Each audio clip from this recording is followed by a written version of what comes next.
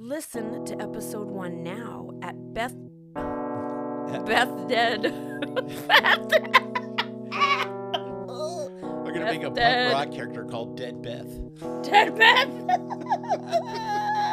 Dead. That's our mascot. Oh God. That's wrong. God. Okay, no mascots for Deathbed Pillow Talk.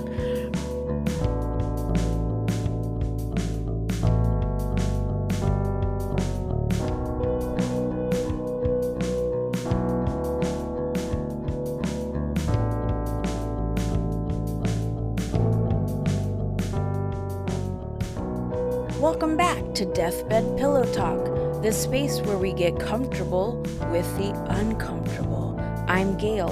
And I'm Rich. We're pulling back the sheets on the one thing that none of us can escape, but almost all of us avoid talking about: mortality. In today's episode, we are going to have a conversation about having the conversation. So grab a pillow, settle in, and let's talk about the end right now.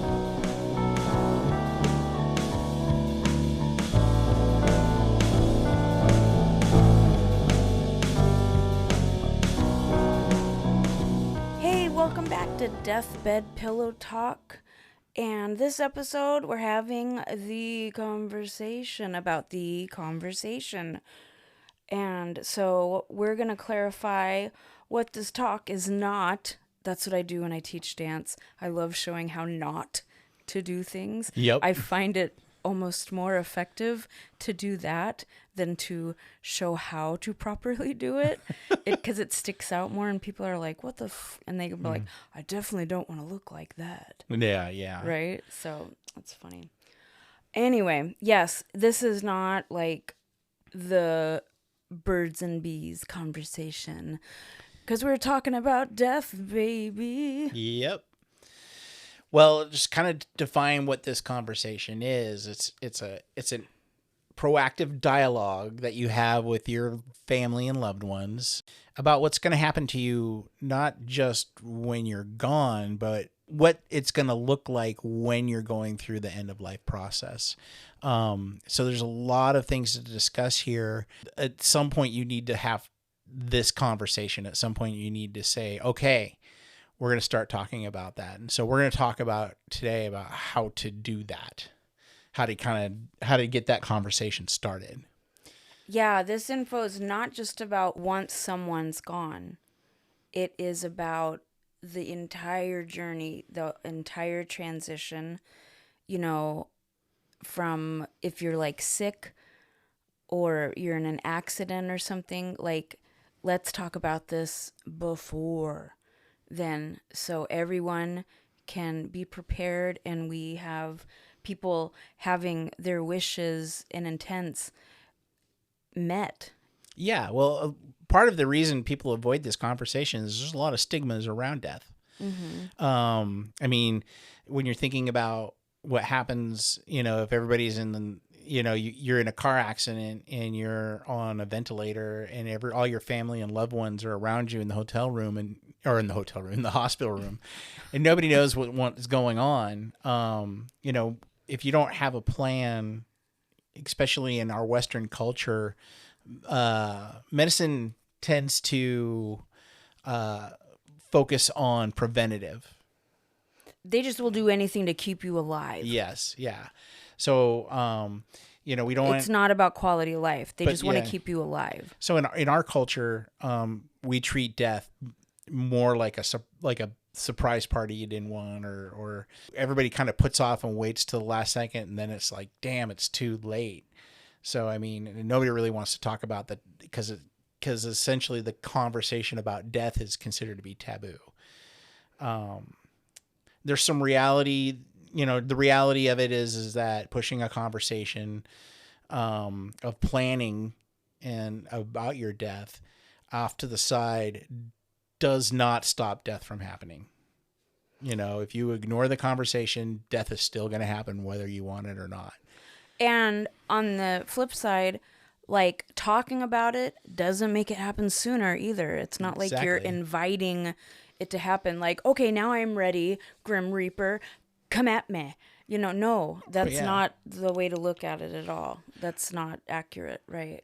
Right. And if you're avoiding, again, if you avoid this conversation, if you avoid having it, especially if you're a young man or woman starting a family, um, and you don't know what life has in store for you for the next, you know, it could be 50, 60 years from now. It could be tomorrow. You don't know. So it's important, especially if you're accepting the responsibilities of starting a new family or um, starting a company or buying a house, and all these things start adding up. You need to start making that plan, because if you avoid it, you are going to only ensure that your loved ones are going to suffer because of it. That's right. You're putting all of that pressure, you're putting all of that weight, all of that responsibility and stress on your beloveds, and they will be already mourning and grieving for you. Right. So, having all of that load on top of it, it's excruciating and completely avoidable. Yeah. Yeah. Like not avoidable, like it's going to Well, feel shitty. We're so going to keep it real. It feels shitty for sure. Rich and I've been through it multiple times. mhm. But it it makes it easier. For sure. It's It if makes you it don't have lighter. to if you don't have to guess on what your loved one wants in their final days, if that's all planned out and put into place, then you can spend the quality time that you want with that person in their last moments of their life. Whether Instead of that's like begging them, like, can you please give me the password yeah, for your computer for all of our accounts? Can you please tell me where you put the keys to the security box? Can you please, yeah, exactly. You yeah, can and those that are shit's done. that's all. Those are all the small things, but there's also the big questions of, do you want to be on this ventilator? Do you want to, what are these things? What do you as a person want to happen to you in your final days? Is what this plan is about. And that's not just a plan for you, that's a plan for you and the people who are going to be helping you go through those last days.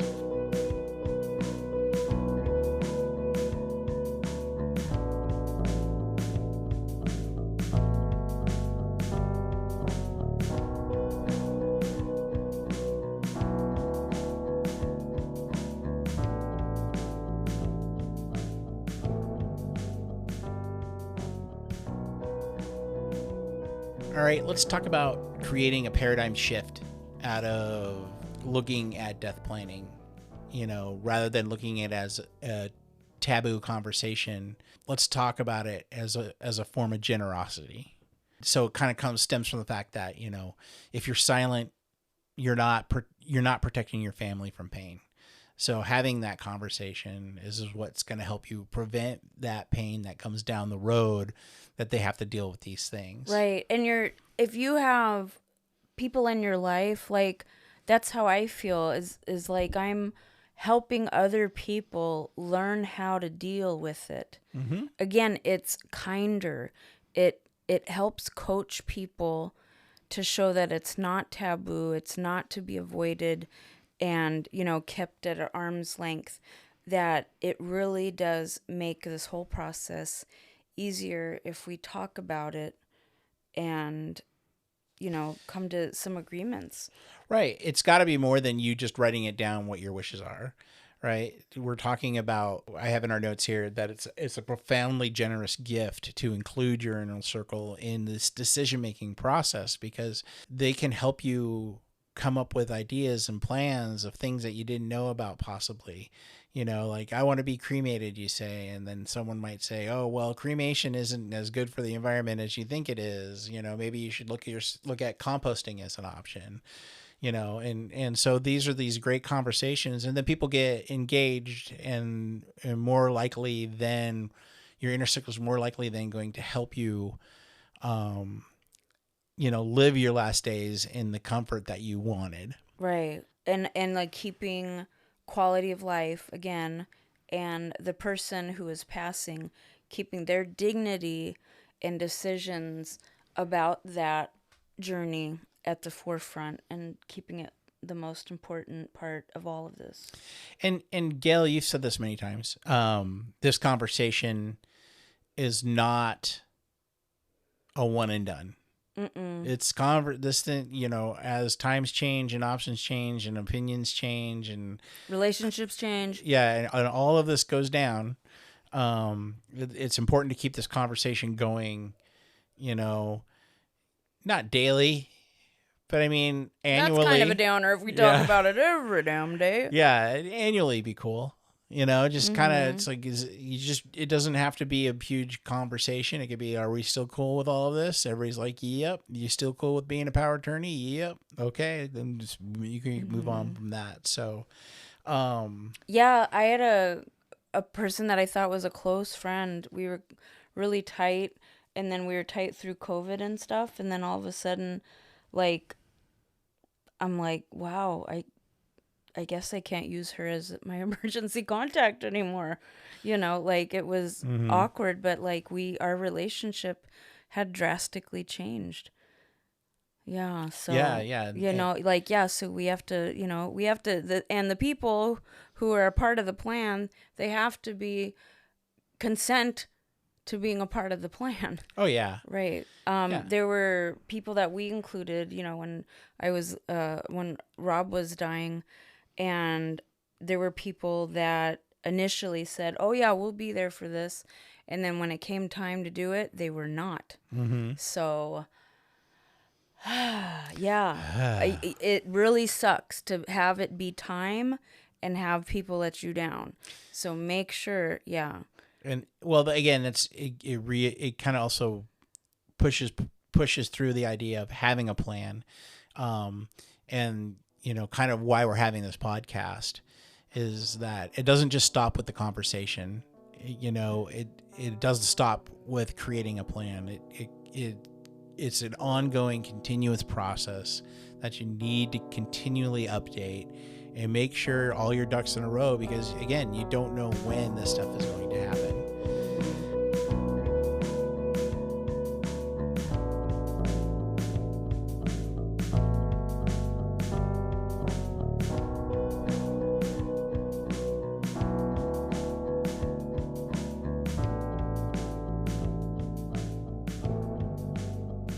So how we're going to talk about this, we're going to attack this with, guess what? Our 4 pillars. We came up with the 4 pillars, and this is our first implementation. P. Yeah, P. That's an inside joke with me and my brothers, and if you're listening, you know what I'm talking about.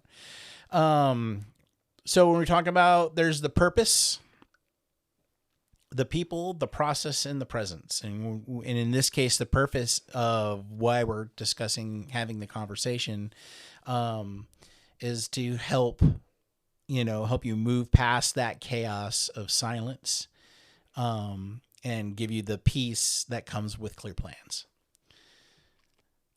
It is. It's comforting. It absolutely helps. And it helps you guide. It helps guide you when you're in crisis and you're dealing with it. Because that was very comforting, and gave me absolutely a sense of peace when Rob was no longer able to communicate eloquently, his needs. And that's what it always came back to. Like, he expressed he wanted quality of life, and he did not want to feel pain. Exactly. So once it came to me making decisions on his behalf, because he was no longer able to communicate that and have those discussions because his mind was going along with his bodies and his organs, that it was clear to me what to do and what to decide in these conversations with doctors, nurses, because I was just like, whatever, gives him quality of life and whatever keeps him out of pain. Right. And that's, kind of a great segue to our next pillar, which was with the next pillar we're going to be talking is people. And that's the who. And in this case, you might think that this is about the person just passing, but it's not. It's about everybody that's involved with that process. And that is your power of attorneys, your inner circle. and it's mostly about that core group of people. But yeah, it does affect, definitely have some effect on the community and the societal influences. The process is the how. So we're going to kind of have, we're going to show some ways to navigate how to have this conversation, and how to start into the planning process. And so, and then the outcome of this, which is the presence, is again, we said this, about having clear plans. A good plan allows for a peaceful process, providing a person with dignity and empowerment. And we really want to stress this: dignity and empowerment, and how important those two words are to the message we're trying to push across. To the person who is dying, that is the number one person to consider, in all of this. Everything, they are in the center for it. Absolutely. It's not about anybody else's, like, bullshit. It needs to be about the person who's dying. For sure. And disclaimer time. You know it. Remember, dear listeners, that Gayle and Rich are not legal or medical experts, just two people sharing valuable personal experiences to offer guidance, because we have been through some shit. Yes, we have. And experience is worth a ton in these situations, because rules and regulations, cultural beliefs, societal influence, and all of these things create chaos if there's nothing to hold these things together. By us sharing our experiences, it's going to let us help navigate these situations in a way that fits your life and who you are as a person. Let us be your lighthouse in this shitstorm.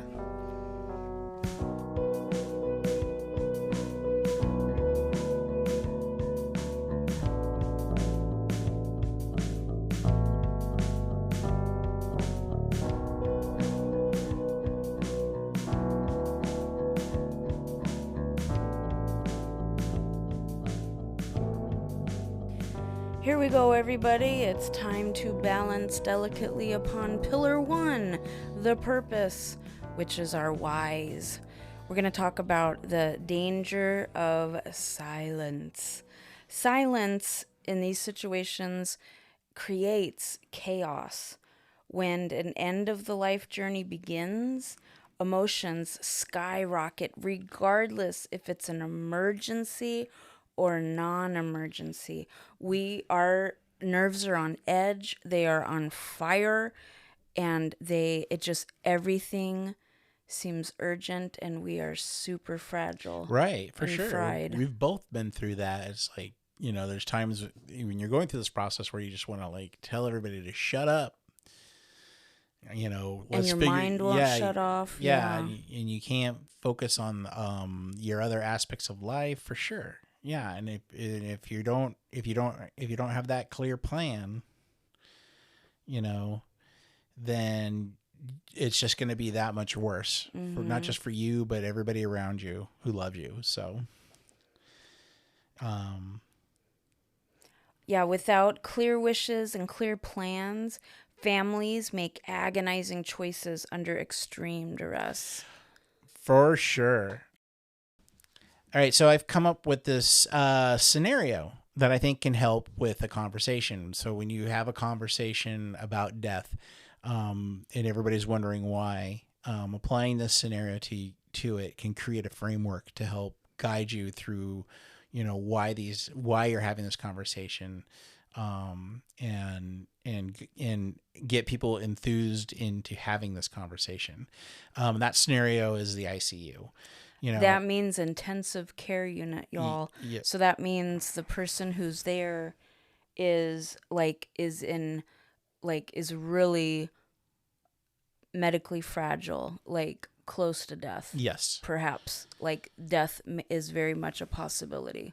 Right. If you don't have a clear plan, You think about your siblings or arguing about what needs to happen and who's doing what. With mom or dad or whoever's in, Yeah. like, yeah, Maybe it's your parental figure. maybe it's your partner who's in the ICU and you're full of guilt because you have no idea what the right thing to do is. And because you never had the conversation. you never had the conversation. You're constantly wondering, is this what they want? Mm-hmm. So, and another thing to think about is when they're in the ICU, medical professionals often default to maximum intervention if directives aren't clear, right? Even if it causes tons of pain, prolonged pain, like even more complications, they just want to try to keep that person alive. And that is not everyone's choice. That is not, like, I don't want to feel pain. I don't want to be here if I'm going to just be in pain. Right. So, like, this is why we need to talk about it. So having a clear plan is going to help prevent medical professionals from violating a patient's comfort goals. And that's something, we really want to kind of tie it into, because that's what provides the dignity and that's what gives the empowerment is, if you're going to go through this process, you want it done in a way that is designed by you. Kind of the way to kind of sum up the purpose here is having this talk while you're still healthy. And if you're doing it while you're still healthy, it's going to strip away all the guesswork. It's going to kill all the panic. And then you give that gift to all of your siblings and your partners and your inner circle. You're giving that gift of being present during an emergency and a non-emergency at the end of their care. It just helps because emotions are going to be high no matter what. Like, I wouldn't say it kills the panic or anything, but it makes a difficult situation that much more tolerable, and you can navigate it. Yes. Right? You don't feel completely lost or completely bewildered or completely like smacked on the side of the head with like, what the fuck just happened? Right. Yeah. And so the whole ambition for a conversation is centered around wishes. Mm-hmm. Right? You're not making a plan just yet, but the idea is that you're in the process of making a plan, and bringing up this conversation allows you to work with your loved ones, your inner circle, to have that ability to express what your wishes are. And then comes the planning page of how to make sure that those wishes happen. But the conversation is about finding out what those wishes are. And there is so much gray area. Oh my goodness, you will find out, unfortunately. There's so much gray area that even, that even DNRs don't cover. The do not resuscitate orders and things if you are at that if you're in that portion of your end of life journey. Like, there's so much gray area, but by knowing that person's priorities, like, I don't want to feel pain, mm-hmm. and I want quality of life. I don't want to be a vegetable, just on this hospital bed for 3 years. Please pull the plug. Yep. Yes. So that will guide us. For sure. Yeah.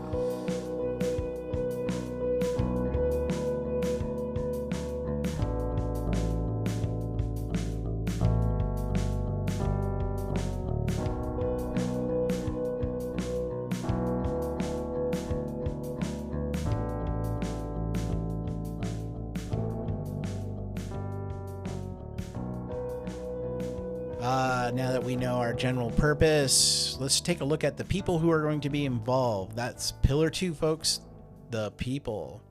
So, if you think about the social fabric that resides around the concepts of morality. Mortality. What did I say? Morality.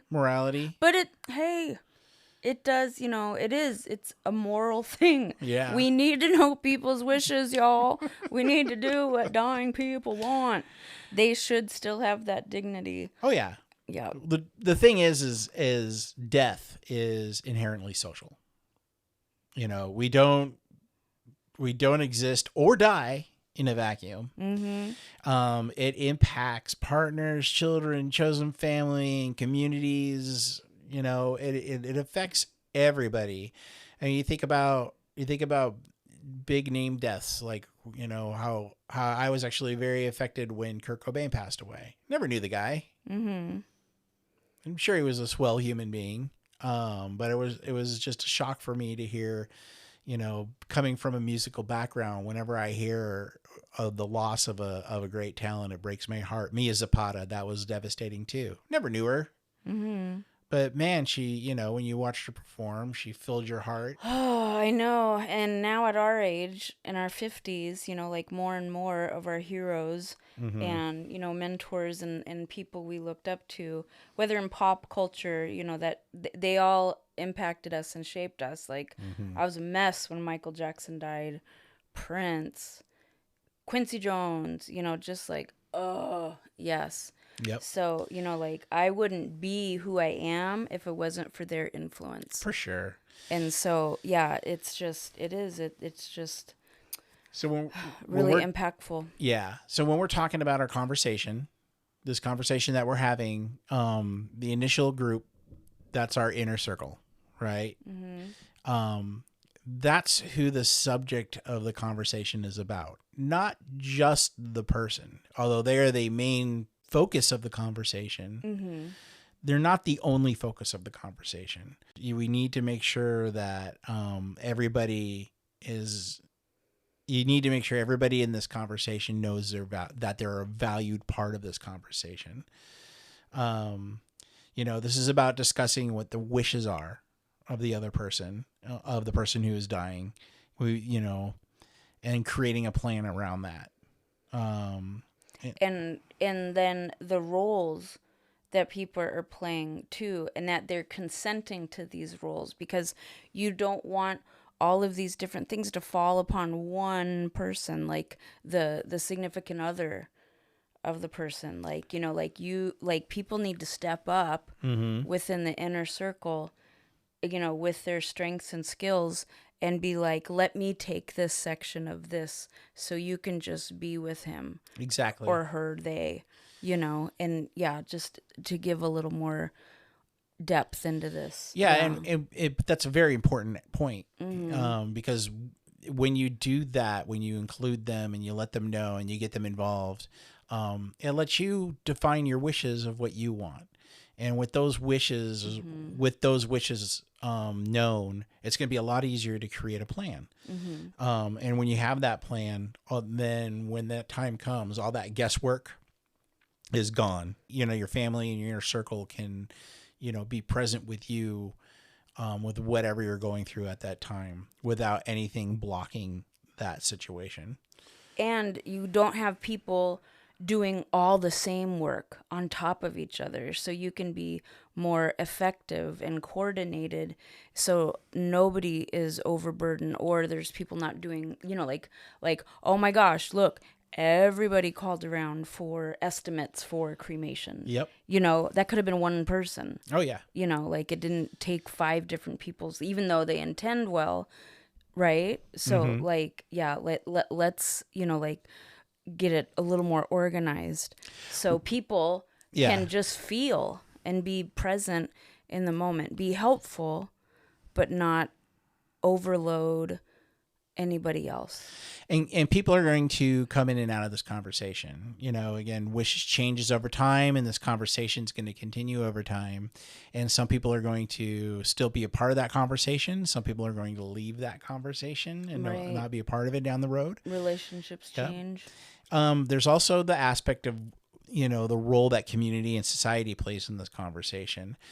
Doctors and lawyers and financial advisors and all of these people may have a role in helping you decide what you want to focus on in this conversation. They come in more around the planning spot, where it's, how are we going to make sure your wishes come true when it comes to your end of life journey. But ultimately, it comes down to figuring out what those wishes are. there are some cultural influences that come into it. If you have a very strong religious beliefs, that's going to affect how your end of life process is going to be. So there are some outside influences, but mostly it's your inner circle who are involved in this.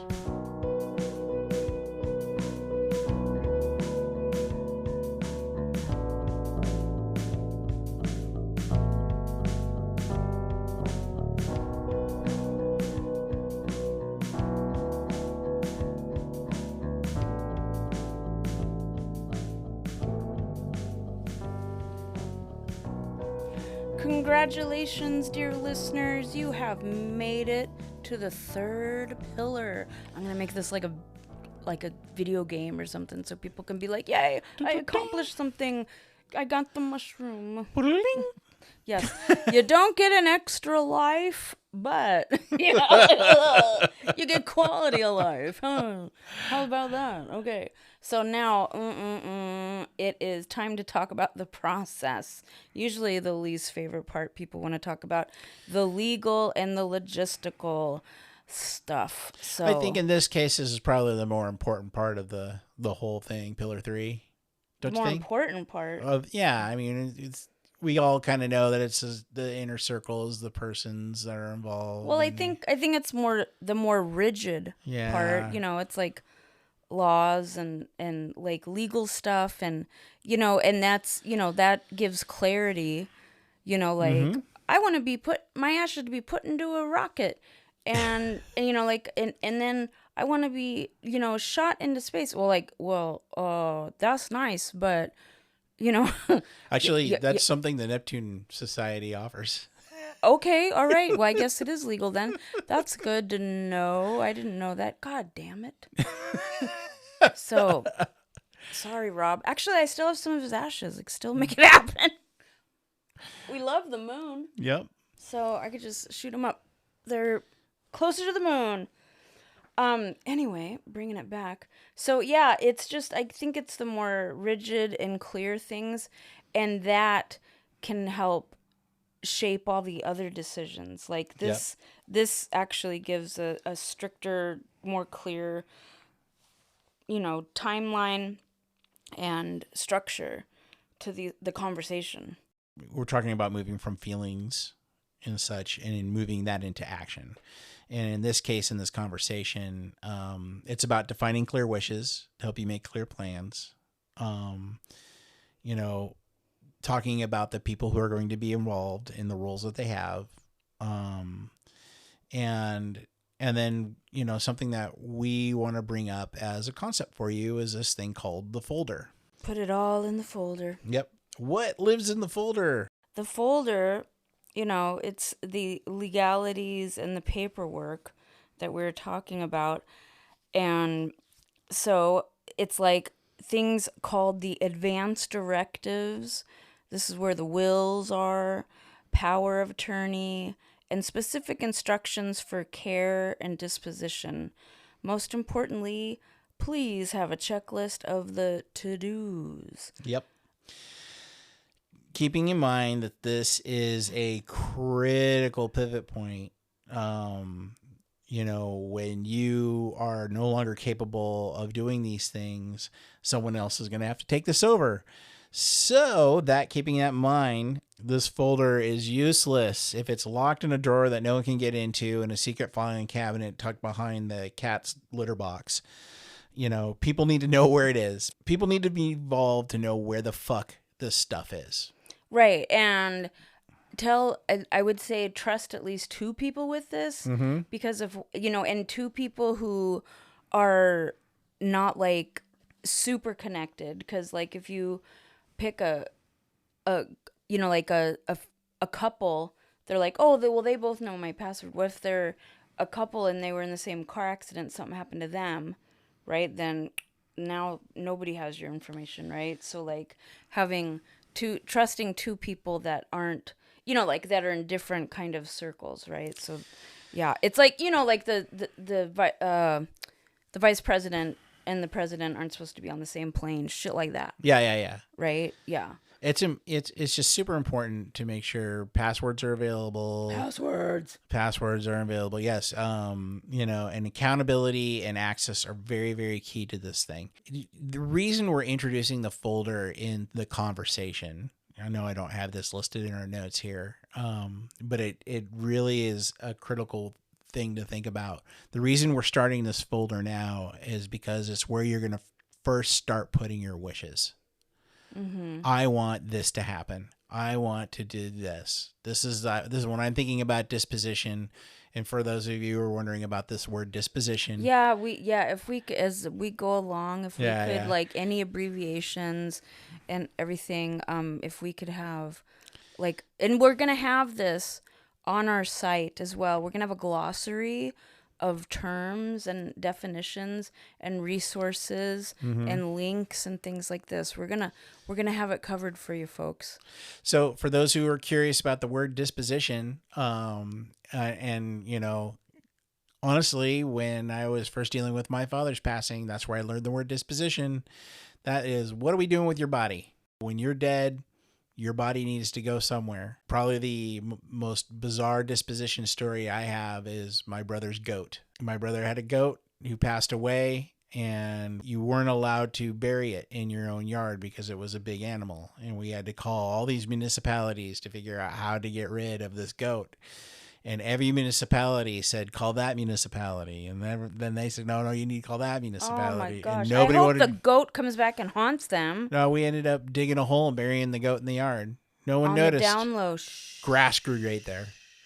Yeah, so it's this folder right now this is where you start it. This is where you start writing down all your wishes, and you keep them in that. If you keep them in that folder instead of on the notepad that you wrote them on, that notepad's going to go. Someone's going to toss it in the garbage at some point. If you keep your wishes in the folder, it'll let you go backwards in time and see down the road. You're like, okay, is this what I really wanted? This is what I wanted at first. Oh no, this wish needs to change. You have a record. So start it now.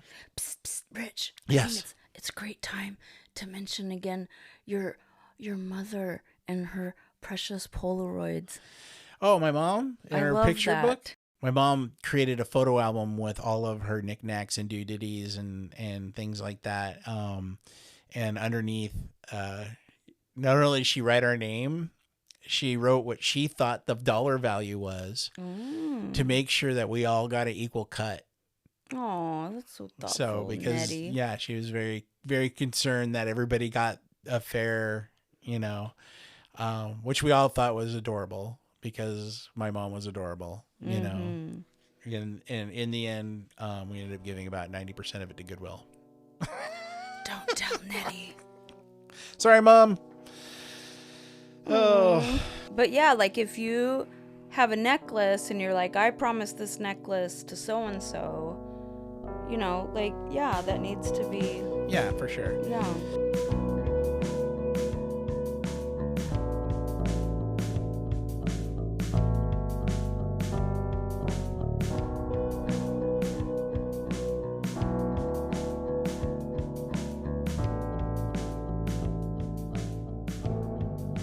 So we're in the process here. We need to talk about,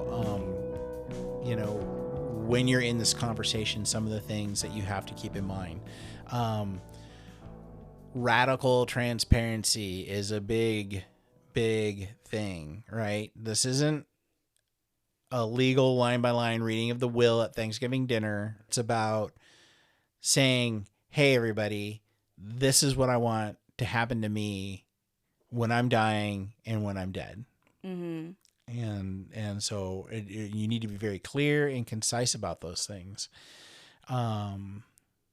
So, again, we're going to say this probably quite a bit. Clear wishes make clear plans. Right? But let's keep in mind, this is why we're having this conversation, is because clear wishes don't just come automatically. It comes from a merging of ideas and people, bouncing ideas off one another and how your attitude changes over time. That's why we got to revisit this conversation. Because shit changes, y'all. That's the only thing life guarantees is change. So kind of some essential topics of discussion. Like who's going to hold your healthcare proxy? Like who's going to be making decisions for your medical needs when that time comes, right? Who is the executor? And my note says executor. Oh gosh. That's an unfortunate typo. Um, who's the executor of your will going to be? You know, that's a big deal, right? And, you know, it's for some people it seems really simple, but making sure you have somebody who's going to do that fairly and is going to act on your wishes of how your will is written. Can we go and revisit chosen family? Mm-hmm. So in doing this legally, it may look like first of kin or whatever. You may not want that person to be delegated for that. So if that's, like, it may not be lined up how it appears to someone looking from the outside, like of how things should go. So if you want shit to be in a different order, if you're like, no, I want my common law partner to be the executor or something, then you have to make that clear and make sure it's a legally binding decision and that everyone, like in your inner circle's aware of that so they can keep reminding the man, Yep. all the legal and government and medical people, because we, unfortunately, especially with this current administration, we still live in times where our, wishes are not honored, Yep.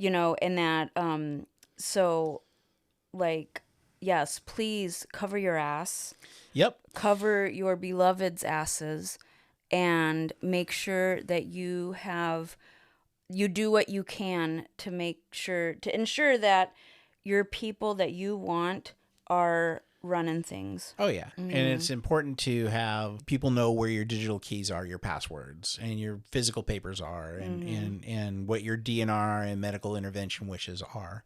These are all important pieces. Knowing what you want done with your body is a huge piece of this, right? If it's an emergency situation and you have animals in your home or children in your home, and like there's a babysitter or something, like people need to know that, right? So like I used to work for Superior Court, and I would have to call the jail every morning for the new admissions, and I would have to, and they people would tell me in distress, they're like, I got arrested for a DUI and I was on my way home. I have a dog and 2 cats at home. Nobody knows they're there, like, and so I had to make calls to like friends and stuff like that. Like I did this as a courtesy cuz I'm like, that sucks, like like they're stuck in jail and then they have animals at home. It's the same thing with the medical emergency, right? Like that would be the first thing I would be worried about. Once the moment I got consciousness back, I'd be like, how are my cats? How are my babies? Right. Who's taking care of my babies? Right? So, yeah, all this shit's important. Very much And so, yeah. you better water my goddamn plants. If any plants die after I die, ooh, I'm gonna haunt you. Well, I'm giving them all away. You better I can choose barely well. water the one plant I have. I know. I gotta check that thing every time I'm here. But it's alive and well, Richard, so good job.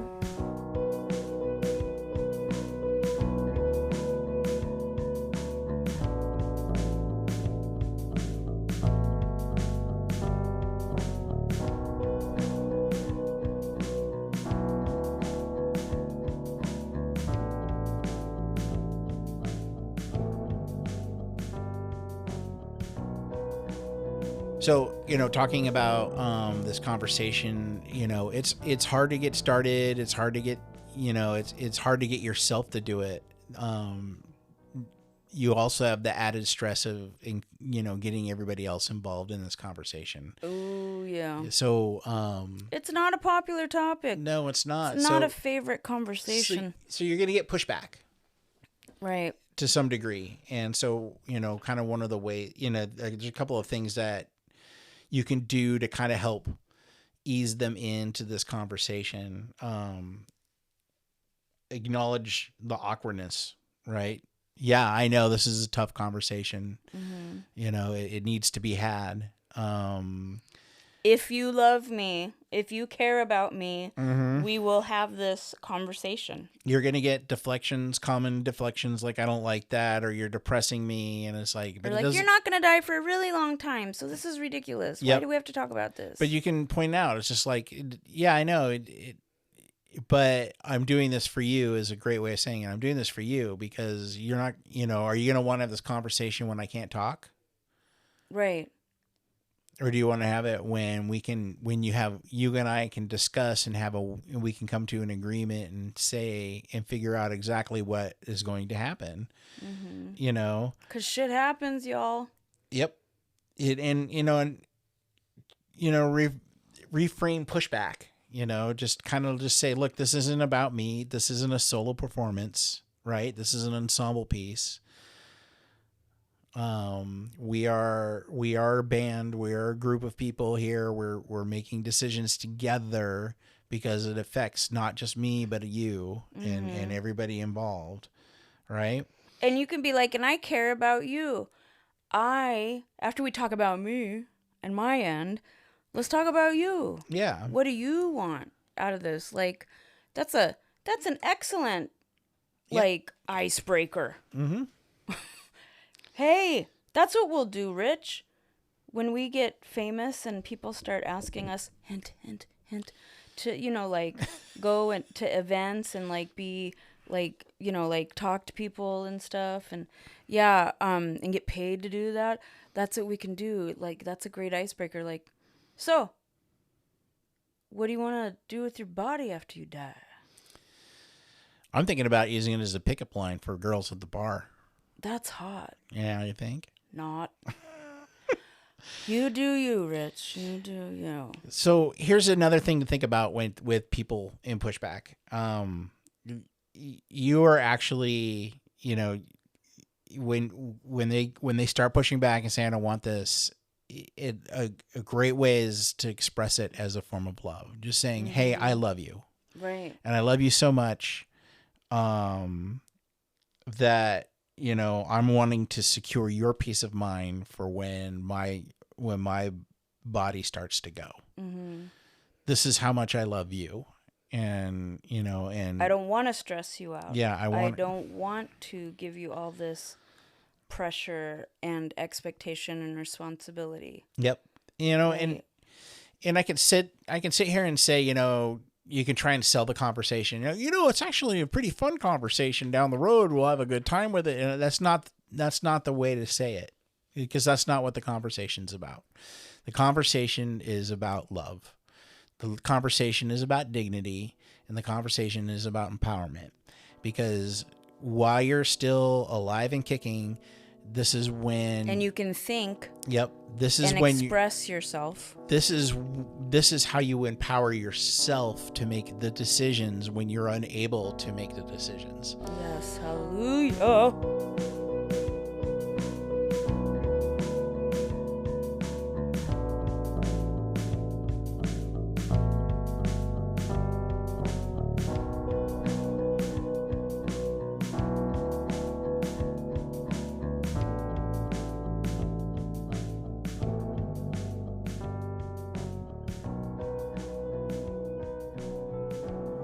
It's the last pillar, Rich. We're coming to the last pillar? And the people on our podcast are like, yeah, it's the last fucking pillar.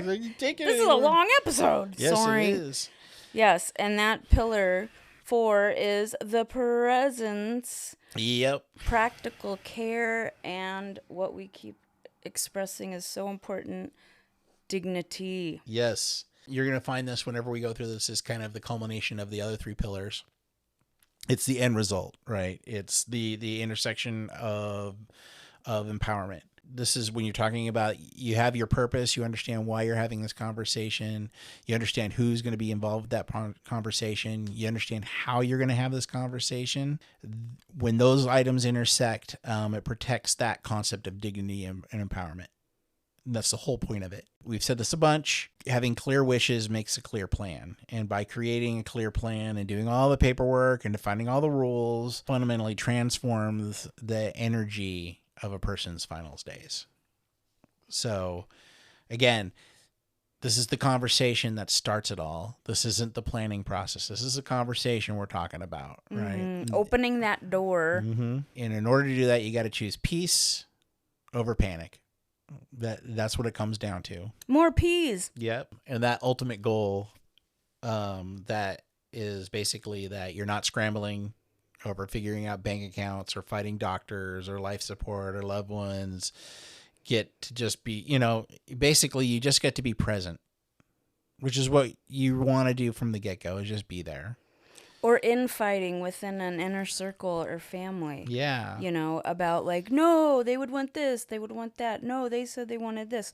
No, you have a clear plan on what the person who is leaving this plane, wants. Yeah, so ask yourself, do you want your loved ones arguing over who's handling the estate? Do you want your loved ones debating whether you should stay on life support or not? Are these the conversations you want them to have? Or do you want them to be able to sit there and hold your hand? Or maybe play some music or share memories and comfort each other? Which two outcomes sounds better to you? I know it sounds better to me. So it's all about starting the process of getting prepared for dying.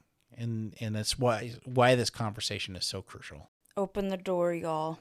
Open the door. Open the fucking door, because it'll be better. We promise. That's our guarantee. It's our guarantee. Don't be guaranteeing on the internet. Okay, I take it back. Please refer back to our disclaimer. Our only guarantee is that everyone is going to die. Yep. So, bwah, bwah, bwah.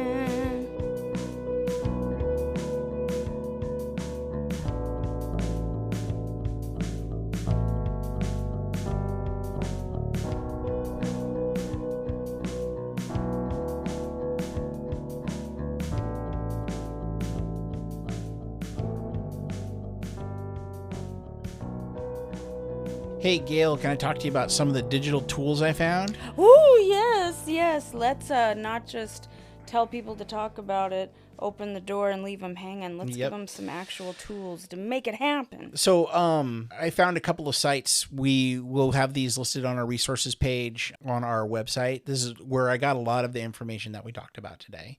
One of them is a site called the Conversation Project. And what they are is they're a public engagement. It's a public engagement initiative of the Institute of Healthcare Improvement. Their mission is simple and transformative. It's helping people talk about end-of-life wishes so they're understood and respected. Very simple. Fantastic. And why we love it? It's excellent for overcoming that emotional hurdle of how to start the discussion.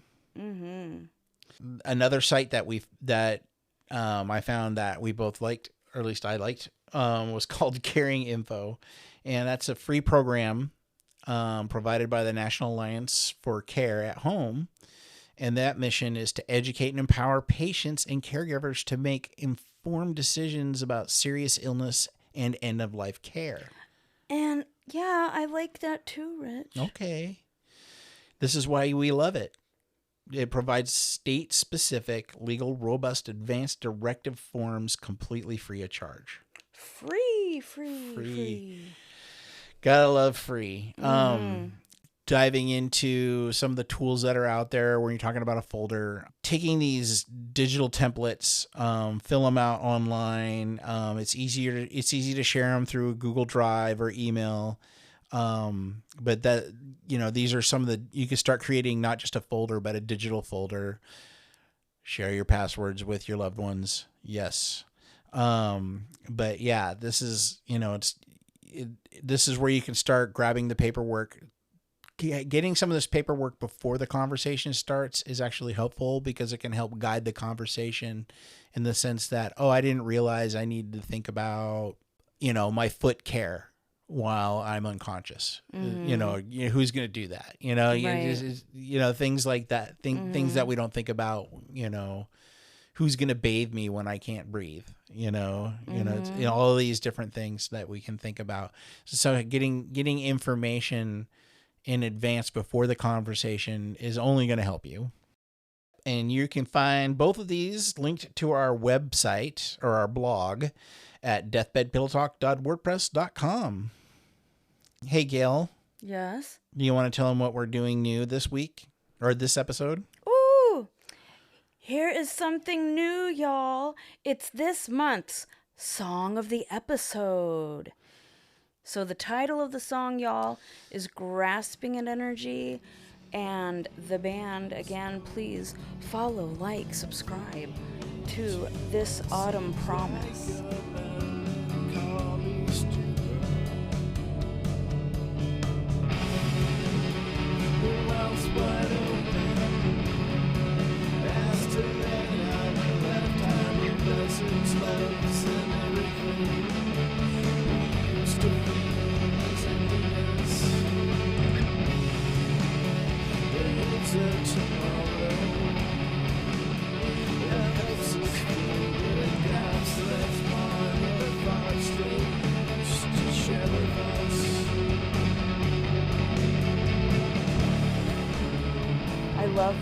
I love that we are going to be working with artists and having people add a little pizzazz to our, our podcast, offering a little more, art and just fun, nice stuff. Because, this is kind of a downer. That was Grasping at Energy by This Autumn Promise. Now, This Autumn Promise is me.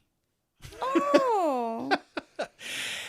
Rich is an autumn promise. Is so that your burlesque name? So back in 2004, when I was going, when I had that string of, the trifecta of death with my mom, my dad, then my mom, and then my brother. Mm-hmm. I did what any Luddite would do, is start writing music, and so I have this fun little studio apartment that I ended up recording that song. I had made a bunch of them. I released it not too long ago.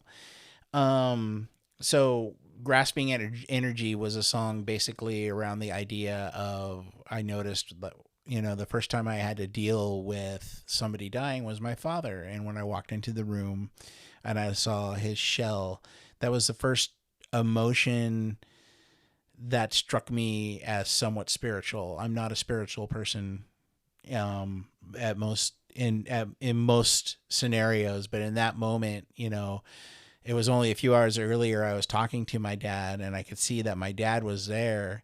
And then when I came in afterwards, I kind of noticed that he wasn't. All I saw was a shell.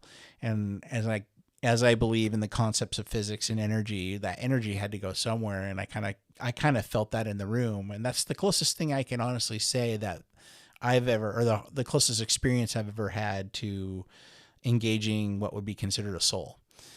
But I just kind of took in the room. I noticed that, and every time I've dealt with death afterwards, the person's mouth was always open, and I always kind of related to that situation. It's like, oh, that must be how they got, that must be where their energy went. That's how it went in my head. I'm sure that's not true, but it just came out of his mouth. That's why their mouth is open. So yeah, if you listen to the song, you'll kind of hear, nuances to that. You can hear it on all your favorite streaming. There's a link on our blog onto Spotify. Thank you very much for taking the time to listen to it if you do. And yeah. I love that you shared that, Rich, that you took all of those feelings and emotions and what you were going through with the rapid fire deaths in Mm-hmm. your immediate family and made music from it. That's fucking rad. You can tell how old I am by my choice of adjectives, right? But Yep. and then something that we've talked about in developing this podcast is that and this is for y'all listeners, and tell your creative friends, we are going reaching out to you, to our friends in the creative community about submitting your music so we can showcase it here on our podcast, on our website, and link it and, like get you exposure. I know we artists don't really like that term, but hey, this is not going well. Hang on, Rich. You're fine. Um, so we just would love to toot your horn and get your name and music out there. So, yeah, we want to showcase you. And most will be on topic with what we're talking about here. Some won't. And that's okay because we're not picky. And yeah, it all touches us somehow. Music and dance and those communities got me through the hardest parts of my grief for sure. Oh yeah, and being a an aggressive music maker myself, taking my aggressions out on my guitar and being able to perform it in front of people was an incredible outlet for me. Mm-hmm. And so It's very healing. yep. Yeah, some of my best, you know, just my best emotive dancing. Yeah, I mean, I remember the first time I performed after Rob died. A group of friends just came up and in the dance community just came up and gave me a big hug, and I just like collapsed and just bawled in their arms. It was just, yeah, it was. But God, did I feel better after that? I felt lighter. I felt like, yeah, it was wonderful to get, like just release that emotion through dance and music. So it's so powerful. And that's the gift we want to give you as well, listeners. We say with tears in our eyes. I'm looking at Rich. He's got tears in his eyes, and I I had got it tears in too. my eyes. I know. It's so with that, I'd like to bring our little call to action here. We're getting close to the end of our episode. Good job, y'all. You made it. Yeah, so that means, check us out Scooby snack. check out our blog, deathbedpillowtalk.wordpress.com. You go, there's the resources and music page there. Actually, the music is on the resource page. That might change. You can also follow us on Facebook, Instagram, and LinkedIn. And you can listen to this podcast on Spotify, Apple Podcasts, and YouTube. Okay, before we get into our closing reflection, I want to talk a little bit about our next episode for next month. Ooh. That is going to be all about the importance of dignity and empowerment. That's what we keep front and center, y'all. Yep. It's going to be probably a lot shorter in this episode. It is a very, very crucial point to everything that we're doing at Deathbed Pillow Talk. Mm-hmm. And it's all about providing, dignity and empowerment to not just the person who is dying, primarily them, but everybody else involved in the process. So yeah, and that's what we can look forward to for next week. And we look forward to hearing from you on our website. If you want to reach out and leave us a note, we're keeping track of that stuff. So we love that. I am looking forward to getting some listener feedback, people's questions. Like you are going to very much shape the direction of this podcast. So yeah, keep please talk to us if you have a moment.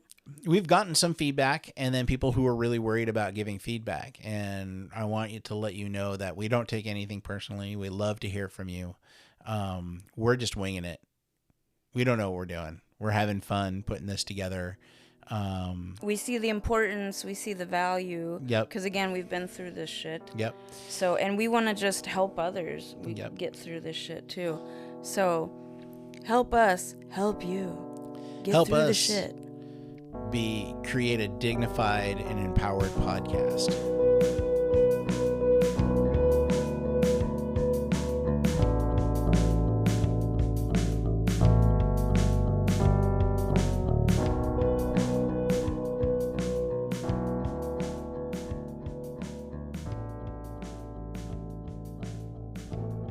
As we close out today's episode, congratulations, thank you, and good job for listening.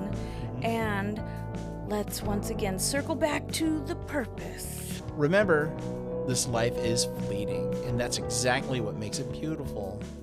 Talking about the end doesn't invite death into the room any sooner. Nope. Nope. It invites deeper sense of peace, clarity, and intentional living into the right now. Snaps to that. Don't wait for a diagnosis or an emergency, y'all, to tell your people how you want to be cared for. Take initiative this week. Send a text. Make a post on your Facebook for us old folk. You know, I heard Facebook's for old folk, so. I'm old. I'm old. I'm on Facebook the most. You know, put it on your Instagram, whatever. We don't tweet no more, but all those other things, yeah. I mean, make it known in your circle, in your communities. Download a guide, share it with your, inner circle. Just start this conversation somehow. Just get it started. Yes. We want to thank you for sitting on the edge of the bed with us today. Sleep well, live deeply, and we'll talk to you next time on Deathbed Pillow Talk.